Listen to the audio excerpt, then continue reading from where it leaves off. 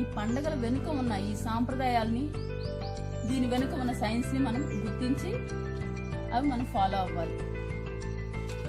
కాబట్టి ఇప్పుడు ఈ పానకం రెడీ అయిపోయింది. ఇది అందరూ తాగగలుగుతారు, చిన్నపిల్లలు, పెద్దవాళ్ళు, ముసలి వాళ్ళని తేడా లేకుండా అందరూ చక్కగా తాగగలుగుతారు. కాబట్టి సింపుల్ అన్నమాట.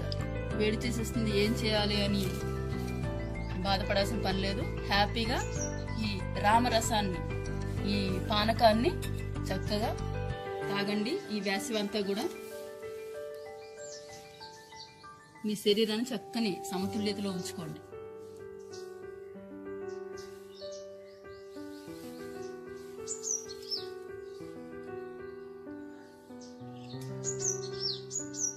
Okay, happy Sri Rama Navami.